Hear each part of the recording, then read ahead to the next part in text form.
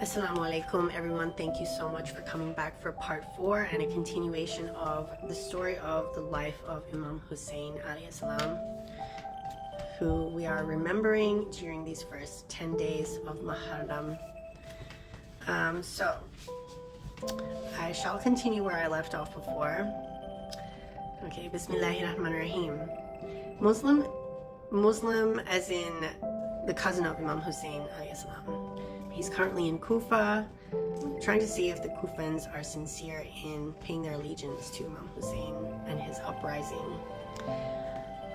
Muslim noticed his supporters dividing and scattering. With a governor like Ibn Ziyad, no one, including himself, would be safe in Kufa.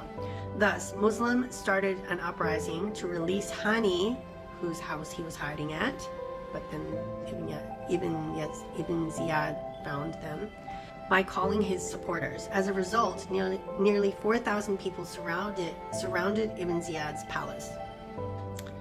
Ibn Ziyad ordered the elderly and influential individuals of Kufa to make promises to the people in obedience to the government and to create fear in the hearts of the protesters by threatening them with a war against the army of Yazid. This fear caused families to separate their relatives from Muslims' army. The number of Muslim supporters dwindled so drastically by nightfall that Muslim was left completely alone. Eventually, Muslim was caught by Ibn Ziyad and martyred. Ibn Ziyad then ordered Hani to be killed and sent Hani's and Muslims' heads to Yazid. After Ibn Ziyad gained complete control over Kufa, he imprisoned many Shia leaders and followers and threatened thousands of Kufans into joining his army. He also blocked all access roads from Kufa to the Imam, so no one from Kufa could join the Imam.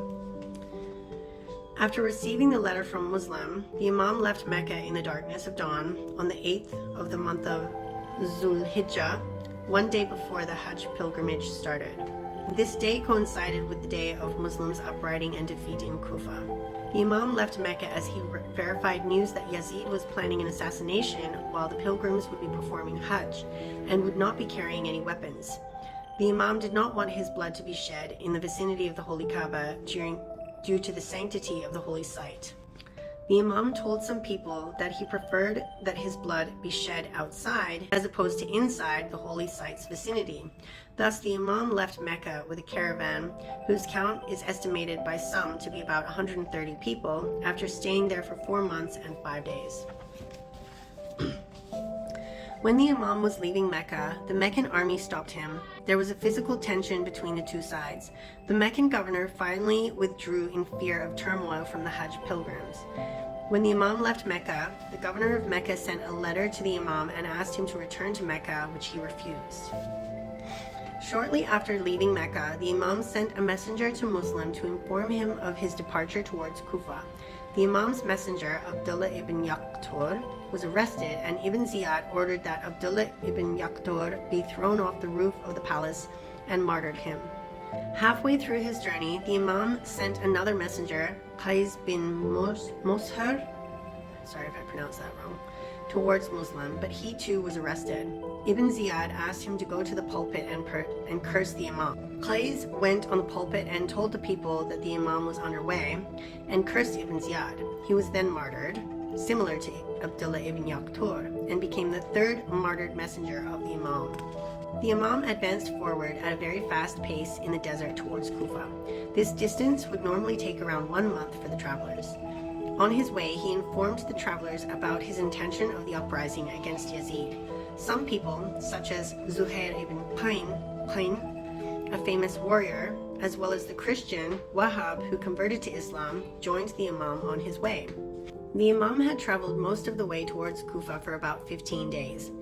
At the palace known as Zubala, which is in the modern-day border between Saudi Arabia and Iraq, the Imam received verified news of the martyrdom of Muslim, Hani, and Abdullah ibn Yaqtur. The Imam spoke to his supporters about the crisis in Kufa and allowed them to leave him. Many who had joined the Imam for power or political convenience separated from the Imam at this location. There was no place for Imam Hussain, the dear grandson of the Prophet, to go.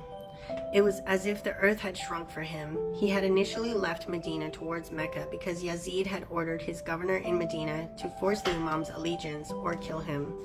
The Imam had then left Mecca towards Kufa, as Yazid had sent his agents to assassinate him during the Hajj pilgrimage. Now, in the middle of the vast desert between Hijaz and Iraq, the Imam had received disappointing news from Kufa. The Imam decided to continue on his way towards Kufa, as he knew that his presence in Kufa would be much more effective than Muslims.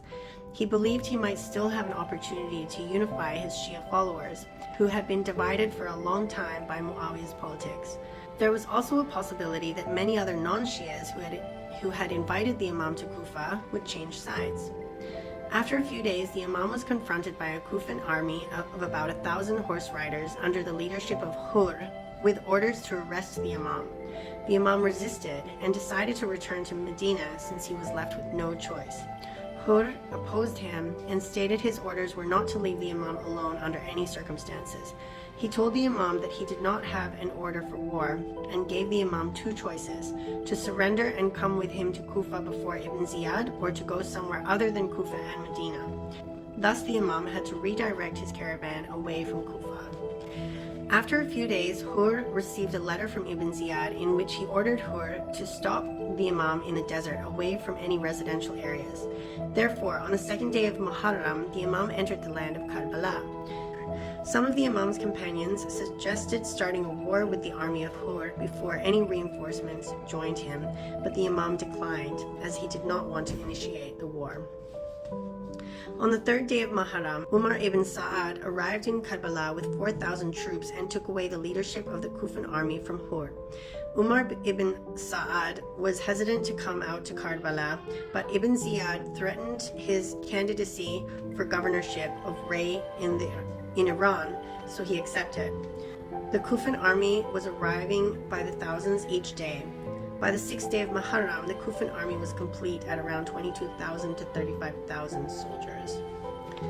Please stay tuned for part 5 as I continue this story of Imam Hussein's life and death, inshallah.